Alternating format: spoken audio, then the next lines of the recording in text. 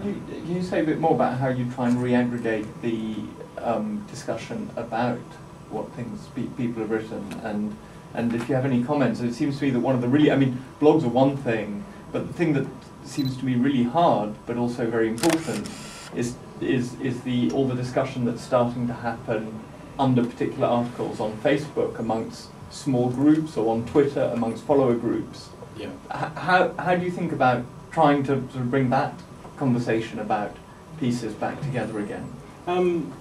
Well, I guess I probably just view a lot of those sites as just another source to trawl through, looking for references to articles. But of course, unless you're a friend or a follower, you don't see them, right?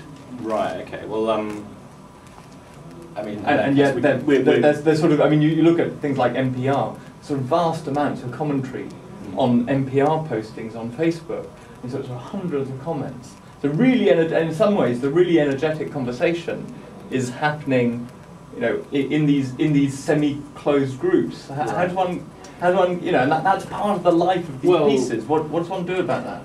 Well, I mean, I don't really have a good answer other than, I mean, it's the same. The problem the website has is the same problem that I, as a single person, would be I'd have to create a Facebook account and join those groups, I guess. Yeah. But presumably the site can have a Facebook account. The flip side of that question is, does that conversation actually have any impact outside that small group of people who are in it? Well, because the newspaper stories obviously reach a broader audience, so they have maybe an influence over the whole society that is maybe what they're trying to sort of make accountable. Well, I mean, my view is that actually, in a sense, that, you know, the social search is going to be, you know, is much higher quality than the other types of search, so that you're much more likely to look at conversation, given that you've got your personal meta information about the people having the conversation. So there's a sense in which, you know, in influence terms, I would have thought it's all our experience that something that gets commented on by someone you know on Facebook hits you much more than a Google search result or Technorati listing. So and not only that, but it's happening in this very closed way, right? In you know, think of the Twitter followings.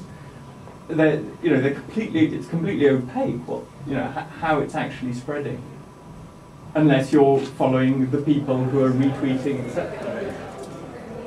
So there's something, I mean, I was just wondering, you know, there was a really good piece, I thought, in TechCrunch recently about, you know, the end of the page and the birth of the stream, and jump into the stream. Well, you know, isn't there a sense in which journalistic is in the world of the page, and it assumes that the page is there as the publishing medium, rather than the stream in the decentralized network? No, I don't really think so. I think if the information is publicly available anyway, it's not a problem. I mean, there's a problem in just the sheer volume and searching and stuff, but, you know, that can be coped with. The problem really is you have all this information, say, in Facebook, that's all locked up and not available for analysis. And I mean, that's sort of a separate issue, but I think that's the problem in that particular case. It's just, yeah, proprietary data. I'm assuming that the kind of launch of markup standards later on is the kind of thing that you'd like to see news organisations doing. Is there other stuff that we can do that is helpful? When I say we, I don't have my guardian hat on here. I'm not proposing design change. I mean the markup is yeah, would be. I can imagine people doing amazing stuff once they can access stories uniformly. That would be lovely. On a sort of a very sort of boring technical level, one of the big problems I've had is actually discovering stories. And you know, you think RSS feeds and all this kind of thing. It's really easy to just get a stream of all the stories coming out of an organisation, say. But you know, for the Guardian, I mean, there is, well, the last time I looked, which was a little while ago, there's no sort of master page of RSS feeds because they're all just dynamically generated from the sections. And so, yeah, you have to go through, if you want to get everything, you have to go through each section and get an RSS feed, like 500 of them or something. And yeah, so the Guardian, for example, could create one single master RSS feed that does everything. but that's just for that organisation. That you really want some kind of standardised way to go to any site and say, right, just give me the latest everything. You know, give me a stream of. I want the full hose pipe, please. And That Rupert Murdoch wants to give you that. no.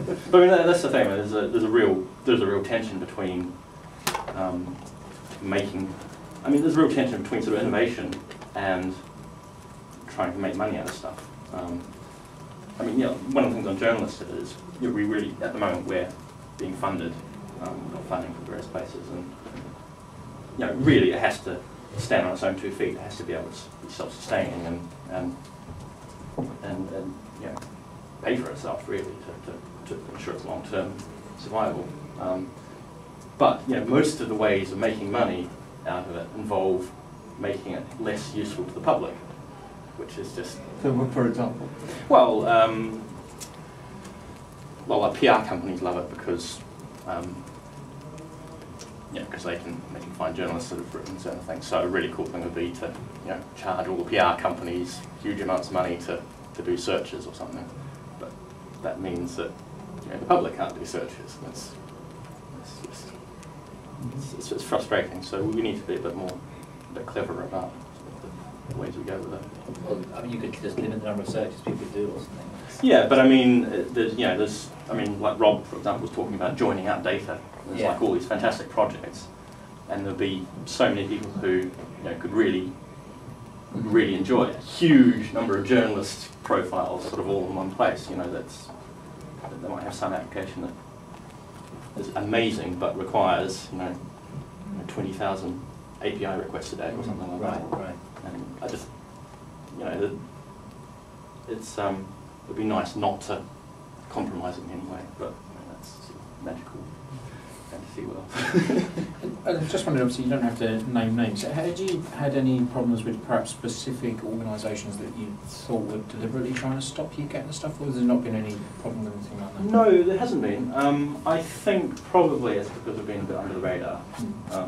So if I deploy my HTML fuzzling random script thing next week, then because I just think there are plenty of ways technically that you could probably stop you getting the data if you probably, but I think that if you can read on a web page, sorry, that's the end of it, and really you're just making more problem for your users, really.